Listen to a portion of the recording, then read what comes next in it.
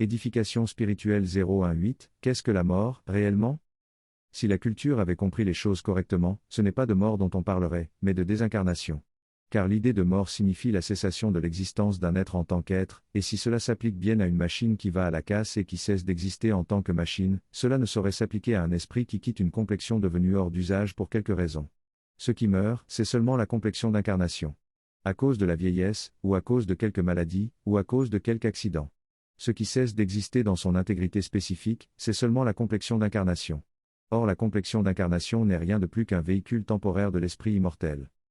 Certes, pendant l'incarnation, l'esprit immortel que vous êtes, est souvent tellement assoupi au sein de la complexion d'incarnation, que votre identification magnétique à la complexion d'incarnation, vous fait oublier que vous êtes un esprit immortel. Et vous fait croire que vous êtes une créature humaine mortelle. Si les enseignements spirituels les plus justes et les plus fondamentaux ont quelques vertus pour vous sortir de la torpeur de votre identification magnétique à la complexion d'incarnation, et quelques vertus pour raviver quelque peu votre conscience d'esprit immortel. C'est le travail spirituel seul qui a réellement le pouvoir de vous éveiller énergétiquement à votre véritable nature d'esprit. Encore faut-il que ce travail spirituel soit établi sur des principes pratiques qui soient justes. Définitivement, vous n'êtes pas une créature humaine mortelle.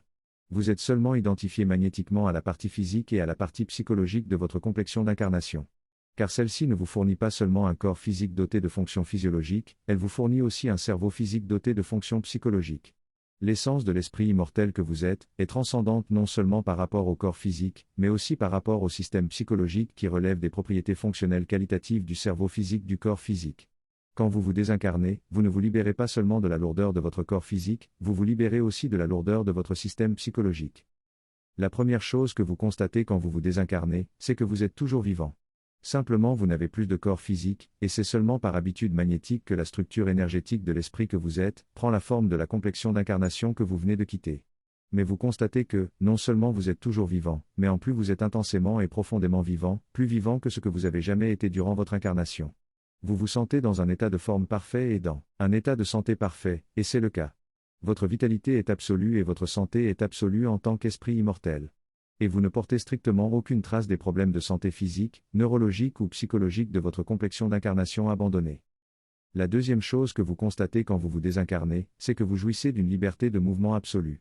Et aucun obstacle physique n'a le pouvoir de vous arrêter, vous n'avez simplement plus aucune interaction avec la matière physique. Et plus aucune loi physique ne s'applique sur vous.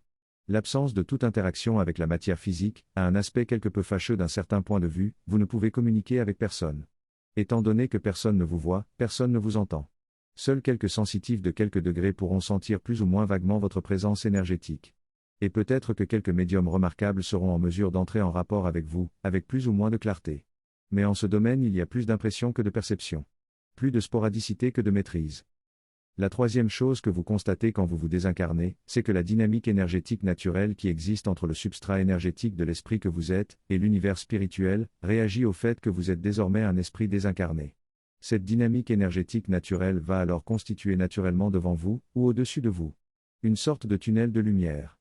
Et il s'agira en réalité d'un phénomène énergétique qui permet la transition vibratoire de l'esprit que vous êtes, de l'environnement vibratoire de l'univers physique, vers l'environnement vibratoire de l'univers spirituel. Parce que l'univers spirituel n'est pas nécessairement loin dans l'espace à distance de l'univers physique, il se situe simplement sur d'autres niveaux de vibration. Dès lors que vous allez vous engager dans ce tunnel de lumière, vous allez laisser l'univers physique derrière vous. Et vous allez entrer dans l'univers spirituel.